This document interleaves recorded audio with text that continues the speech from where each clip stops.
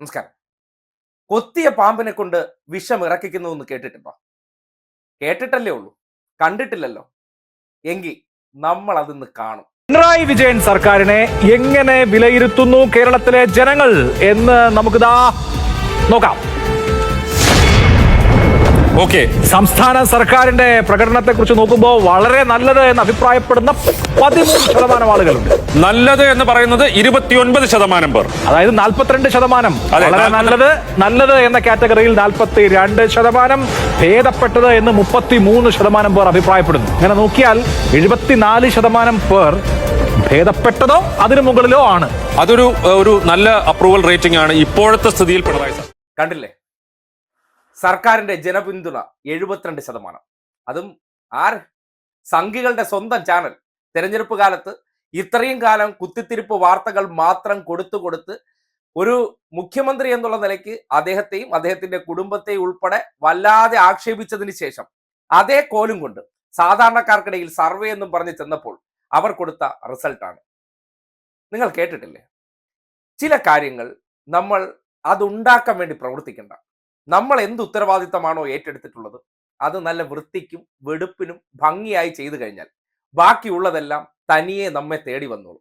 അതിനൊരു ഉദാഹരണമാണ് ഈ സർവേ എന്ന് പറയേണ്ടി വരികയാണ്.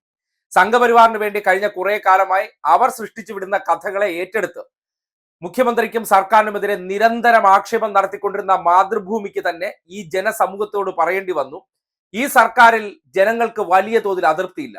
72 കഴിഞ്ഞിട്ട് എത്രയുണ്ട്? പിന്നെ 28% ആണ് ഈ നാട്ടിൽ കോൺഗ്രസും സംഘിയും ലീഗും ചേർന്ന് കഴിഞ്ഞാൽ ഈ സർക്കാരിനെ കുറിച്ച് പരിപൂർണമായി അഭിപ്രായ വ്യത്യാസമുള്ളവർ. മോശം, തീരെ മോശം എന്ന അഭിപ്രായം ഇവർക്ക് മാത്രമേ ഉണ്ടാകത്തുള്ളൂ.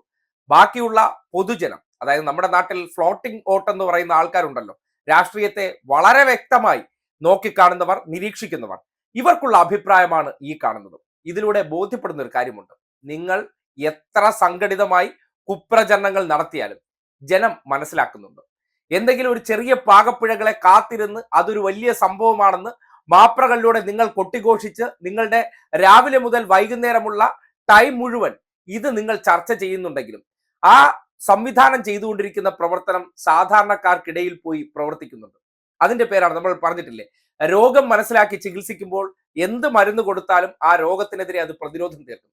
ഈ നാടിന്റെ പ്രശ്നങ്ങൾ കൃത്യമായി മനസ്സിലാക്കി അതിനുവേണ്ടി ഇടപെടൽ നടത്തിക്കൊണ്ടിരിക്കുന്ന സർക്കാരിനെ സംബന്ധിച്ച് ഇതിനേക്കാൾ മികച്ചൊരു അംഗീകാരം ലഭിക്കാനില്ല. പ്രത്യേകിച്ച് ഇപ്പോ ഈ മനോരമയും മാതൃഭൂമിയും കഴിഞ്ഞ 6 മാസത്തെ ഒരു പത്രമോ ചാനലോ എടുത്ത് നിങ്ങൾ പരിശോധിച്ചു നോക്കൂ. അവർ ഏറ്റവും കൂടുതൽ പ്രൈം ടൈമുകളിൽ ചർച്ച ചെയ്തിരിക്കുന്നത് എന്താണ്, അവരുടെ വിഷയങ്ങൾ എന്താണ്, ഏറ്റവും കൂടുതൽ അവർ ഫോക്കസ് ചെയ്ത് എന്താണെന്ന് നിങ്ങൾ നോക്കിക്കഴിഞ്ഞാൽ ഈ സർവേ റിസൾട്ടും ഇവരുടെ പണിയെടുപ്പും തമ്മിൽ അത് മിസ്മാച്ചിങ് ആണോ അല്ലയോ എന്ന് നിങ്ങൾക്ക് കൃത്യമായി മനസ്സിലാകും. ഇപ്പോ ഏറ്റവും ഒടുവിൽ ആ ചർച്ചയ്ക്ക്, അതായത് ഇവർ പകൽ വെളിച്ചത്തിൽ അല്ലെങ്കിൽ സ്റ്റുഡിയോ ഫ്ലോറിൽ ഇരുന്ന് കുറ്റം പറയും, രാത്രി അരണ്ട വെളിച്ചത്തിൽ വന്ന് അല്ലെങ്കിൽ ഇരുട്ട് മുറിയിൽ വന്നിരുന്ന് ആ പറഞ്ഞത് തെറ്റായിപ്പോയി ആരെയാണോ ആ രാവിലെ മുതൽ ഇവർ അധിക്ഷേപിച്ചത് അവർക്കൊപ്പം നിൽക്കുന്ന ഒരു സാഹചര്യം ഉണ്ടായിട്ടുണ്ട്. അതിപ്പോ പലപ്പോഴും പലകുറി നമ്മൾ കണ്ടിട്ടുള്ളതാണ്. ഇപ്പോ ഈ ഇരുട്ടുമുറിയിൽ ഇരിക്കുന്നവരും അല്ലാതെ വെളിച്ചത്തിരിക്കുന്നവരും ഒരുമിച്ച് വന്ന് നിന്നിട്ട് പറയാണ് ഈ സർക്കാരിന്റെ പ്രവർത്തനങ്ങളെ. അവർ നടത്തിയ സർവേയിൽ ജനം ഒന്നടങ്കം പറയുകയാണ്, ഇന്നത്തെ ഈ ഒരു വലിയ മാസ് ആയിട്ടുള്ള രീതിയിൽ കുപ്രചരണങ്ങൾ നടത്തിക്കൊണ്ടിരിക്കുന്നതിനിടയിലും ജനങ്ങൾക്കിടയിൽ ഈ സർക്കാരിനെതിരെ വലിയ അവമതിപ്പില്ല, ആന്റി ഇൻകംബൻസി ഉണ്ട് എന്നുള്ള അല്ലെങ്കിൽ ഭരണവിരുദ്ധ വികാരമുണ്ട് എന്ന് പ്രചരണം നടത്താൻ ശ്രമിക്കുന്നവർക്ക്, അതായത് വി.ഡി. സതീശൻ ഉൾപ്പെടെയുള്ളവരുടെ ഏറ്റവും വലിയ ടൂൾ ആണല്ലോ മാധ്യമങ്ങൾ. എന്നാൽ സർക്കാരിനെ സംബന്ധിക്കുന്നിടത്തോളം അവരുടെ ടൂൾ മാധ്യമമല്ല, അവരുടെ ഏക ടൂൾ ജനത്തിനെ എങ്ങനെ സേവിക്കാമെന്നുള്ള ഒരൊറ്റ ആശയമാണ്.